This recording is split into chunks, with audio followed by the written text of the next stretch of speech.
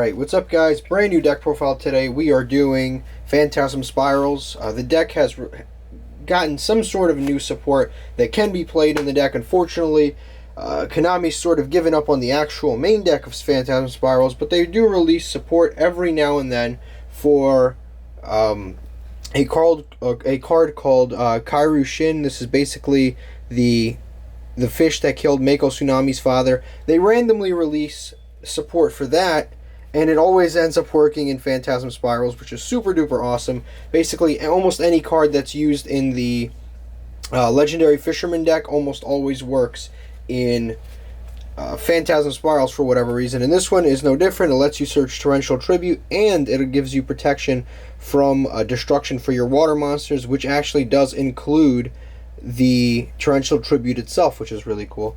But yeah, it searches Torrential Tribute and does a whole lot for the deck. Gives you protection, but let's get started. First of all, we play 3 copies of Megalo Smasher. This is the only monster you're playing in the main deck. You can, for this particular one, we're not playing the Worm package. When you do the Tenyi version, you play the Worm package. In the Water version, you play the Megalo Smasher. Basically, it's just a 2000 attack monster. Incredibly searchable, incredibly easy to get to. It is the only monster that you actually need, because the other monster that you will summon is the token, so you don't need to summon any other monsters. Next, we play 3 copies. That's all the monsters, like I said. We play 3 copies of Fossil Dig. This card basically searches a dinosaur. Megalo Smasher X is a dinosaur, so we essentially play 6 copies of Megalo Smasher in our deck. Next, we play 3 copies of Fury of Kairu Shin. This card basically, on activation, lets you search a copy of Torrential Tribute, which is super awesome because Torrential Tribute now has, a searcher, increases the amount of copies we have. But in addition to that, like I said before, if a water monster you control, water monster or monsters you control would be destroyed by a card effect, you can banish this from your graveyard, and basically it protects them. And like I said, that actually does prevent your monsters from getting destroyed by what's it called? It lets your monsters prevents your monsters from getting destroyed by the Torrential Tribute itself, which you search, which is pretty cool because, like, let's say you have 2 water monsters, like a Megalo Smasher and a token, and your opponent summons like 3 monsters. On the 3rd summon, you Torrential them, and all of your monsters stay around, which is super cool. But in addition to that, that effect is actually it's a trigger effect in graveyard. It's like Balinx. It doesn't really start a chain. It just banishes itself for cost, which is really cool. So it's very difficult to respond to that. That is that. Then we play 3 copies of Pot of Extravagance. Pot of Extravagance is one of your primary draw cards. We play a BS extra deck. I mean, I play tested this deck. Out of like 40-50 duels, I think I went into the extra deck maybe one time. You really don't go into the extra deck. The only time you will ever go into the extra deck is if you either decide to play Scapegoats, which is sort of an iffy card, because you can't summon it the same turn you summon a token. So you will be summoning your main deck token, which is your Phantasm Spiral token, and you'll also be summoning Scapegoats. Sometimes you'll lock yourself out of using the Scapegoats. So that is one option, is when you have Scapegoats. But also, the only other reason that you would ever use your extra deck is we play the Fists of the Unrivaled Tenyi. When this card is destroyed, you can basically special summon any non-effect monster from your extra deck. That is the only other reason that you would use your extra deck. You basically almost never use your extra deck. It's like irrelevant in this deck. So yeah, 3 Pot of Extravagance.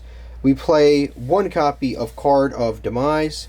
Card of Demise, the reason we play 3 Extravagance, 1 Card of Demise, is just because it guarantees us to have at least 1 draw spell in our hand.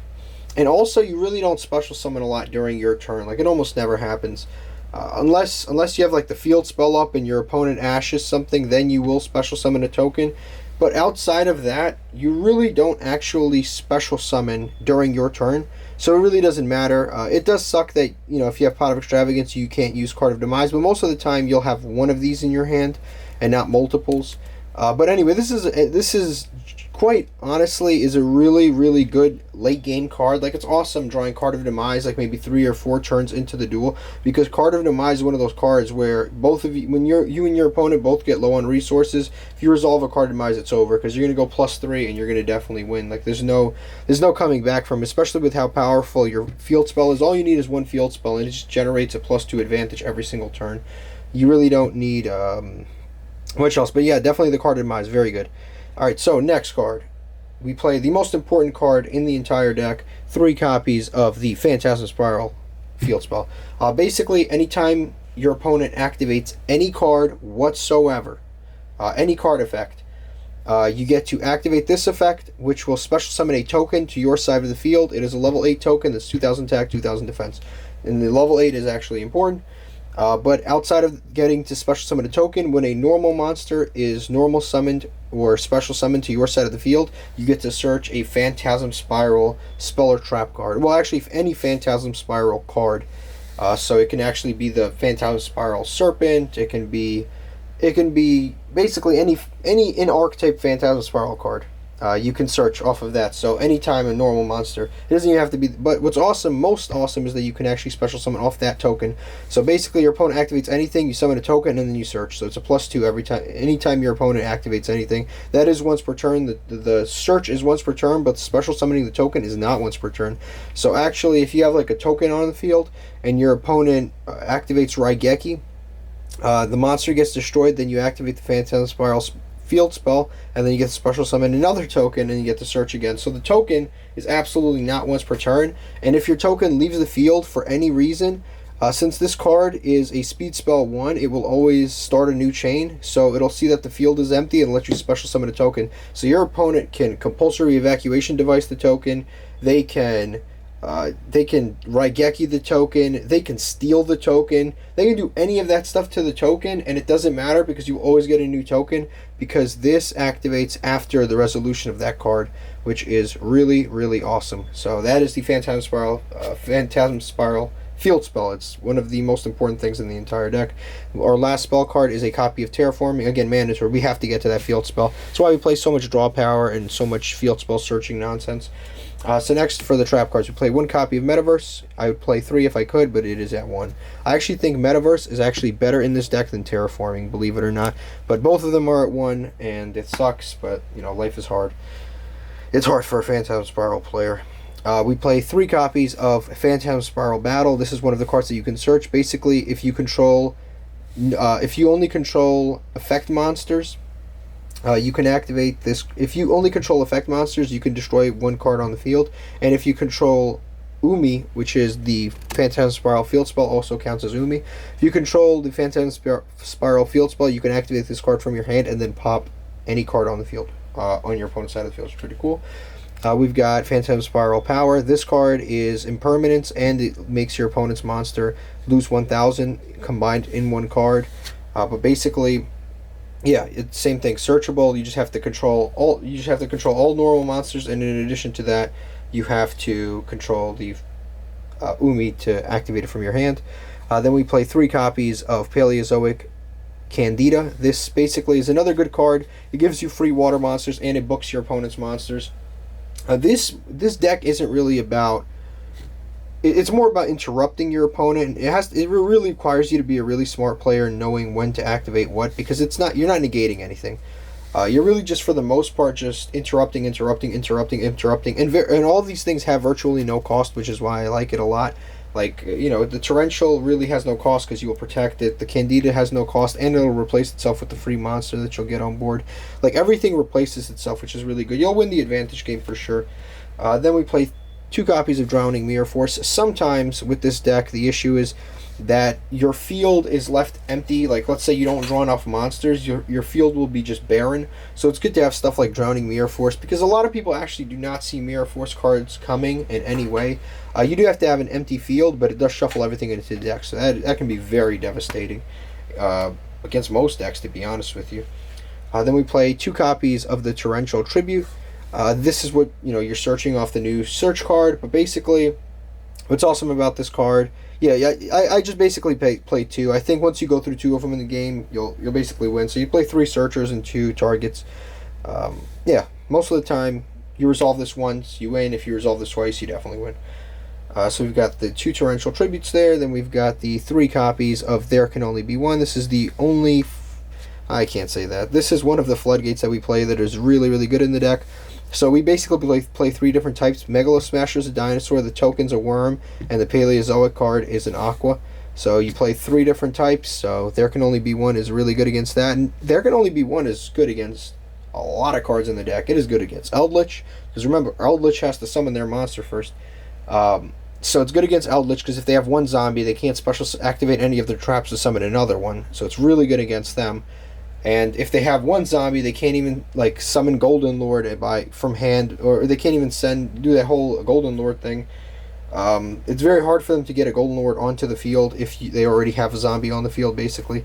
It's very good against Adamantipator's. I can't even remember what else is meta. Salamangreats. I mean, this wrecks Salamangreats, because the second they summon, like, if they normal summon Spinny, for example, you activate this, they're locked in, they can't do anything else. They can't go into Balinks, they can't do anything, they're screwed. But yeah, this card's really good.